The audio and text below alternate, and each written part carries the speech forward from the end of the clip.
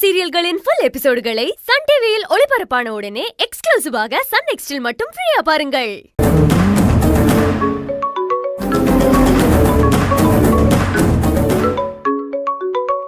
ஆதிசங்கரி தான் கால் பண்றா. நீ சொன்ன மாதிரி உனக்கும் செழியனுக்கும் இடையில நடந்த பிரச்சனைய ஆதிசங்கரி கிட்ட சொல்லி உன்னை பிடிக்கலன்னு சொல்லிருப்பான்னு நினைக்கிறேன்.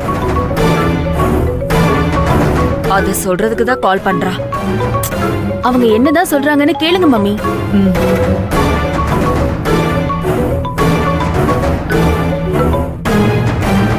ஹாய் ஆதி, இப்பதான் நாங்க வீட்டுக்கு வந்தோம். நான் கூட உன்னதான் நினைச்சிட்டு இருந்தேன். அதுக்குள்ள நீயே போன் பண்ணிட்ட. ஓ அப்படியா? ஐஸ்வர்யா பக்கத்துல தியா இருக்காளா? ஆ, இங்கதான் இருக்கா. அவகிட்ட கொஞ்சம் போனை கொடு.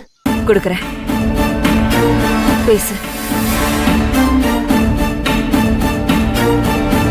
சொல்லுங்க ஆண்டி.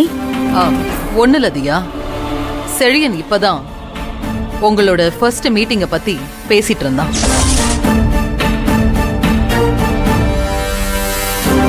உங்களோட ஃபர்ஸ்ட் சந்திப்பே மறக்க முடியாத சந்திப்பா அமைஞ்சிருச்சுன்னு சொன்னான். அவன் சொன்னதை கேட்டதும் எனக்கும் ஷாக்கிங்கா தான் இருந்தது. அந்த மோசமான சந்திப்ப காரணம் காட்டி உங்க பையன் என்ன வேண்டான்னு சொல்லிட்டாரா ஆண்டி? ஆஹா, நோனோ. இந்த ஆதிசங்கரி ஒரு முடிவெடுத்ததுக்கு அப்புறம் என் புள்ள எப்படி அப்படி ஒரு வார்த்தையை சொல்லுவாந்தியா?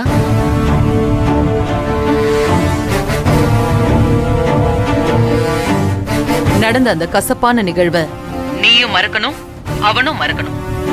என்னைக்குமே அத பத்தி நீங்க ரெண்டு பேருமே நினைக்கவே கூடாது. உனக்கும் செழியனுக்கும் தான் கல்யாணங்கிறது இந்த ஆதிசங்கரி போட்ட முடிச்சு. இத யாராலையும் தடுக்க முடியாது. என்ன பொறுத்த வரைக்கும் நீ அவனை புரிஞ்சுக்கல, அவன் உன்னை புரிஞ்சுக்கல. அதனால உங்களுக்குள்ள ஒரு சின்ன மோதல், அவ்வளவுதான். நீ அவனை சந்திக்கணும், அவன் உன்னை சந்திக்கணும். நீங்க ரெண்டு பேரும் பரஸ்பரமா மனசு விட்டு உங்களுக்குள்ள இருக்கிற பழைய பகைய தூக்கி எறிஞ்சிட்டு சந்தோஷமா உங்க எதிர்காலத்தை பத்தி பேசி ஒரு புரிதலுக்கு வரணும்.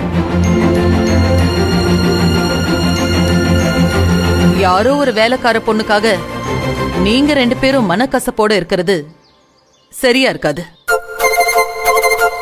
எப்பவுமே ஹை லெவல்ல இருக்கிறவங்க கீழ் லெவல்ல இருக்கிறவங்க கிட்ட இறங்கி போகணுங்கிற அவசியமே இல்ல. ஆனா என் புள்ள கொஞ்சம் உணர்ச்சி வசப்பட்டு நீ யாருன்னு தெரியாம உன்கிட்ட அப்படி நடந்துக்கிட்டான். நானும் அவனுக்கு எல்லாத்தையும் பக்குவமா புரிய வச்சுட்டேன். அவனும் எல்லாத்தையும் புரிஞ்சுக்கிட்டான். இப்ப அவன் உன்னை சந்திக்கணும்னு விருப்பப்படுறான். நான் ஒரு மீட்டிங் பாயிண்ட் சொல்றேன். அங்க நீயும் செழியனும் ஒன்னா சந்திச்சு மனசு விட்டு பேசுங்க.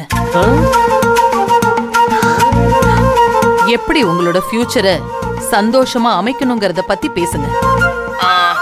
நீலாங்கரையில இருக்கிற ராயல் பீச் ரெஸ்டாரண்ட்ல நீங்க ரெண்டு பேரும் மீட் பண்றதுக்கு நான் அரேஞ்ச் பண்றேன். உனக்கு அந்த லொகேஷனை நான் ஷேர் பண்றேன். மீட் பண்ணி பேசுங்க. Thank you aunty. நான் கூட உங்க பையன் என்ன பிடிக்கலன்னு சொல்லிடுவாருன்னு நினைச்சேன். ஆனா உங்க புள்ள உங்க மேல மிகப்பெரிய மரியாதை வச்சிருக்காருன்னு இப்ப எனக்கு நல்லா புரிஞ்சிருச்சு. அம்மா சொல்லுக்கு ரெஸ்பெக்ட் கொடுக்கற ஒருத்தரை கல்யாணம் பண்ணிக்க போறத நினைக்கிறப்போ எனக்கு ரொம்ப சந்தோஷமா இருக்கு. நான் மீட் பண்றேன் ஆண்டி. சரி தியா, ரொம்ப சந்தோஷம். நான் போனை வச்சிடுறேன். சரிங்க ஆண்டி, பாய்.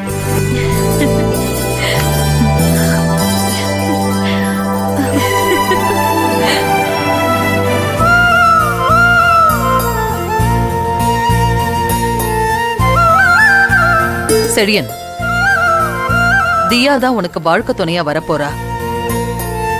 அவகிட்ட உனக்கு இனிமே எந்த கருத்து வேறுபாடும் இருக்கவே கூடாது. நடந்து முடிஞ்ச பழைய கசப்பான விஷயங்களை எல்லாம் மறந்துட்டு உன் கூட சந்தோஷமா வாழணுங்கிற எதிர்பார்ப்பு தியாவுக்கு இருக்கு.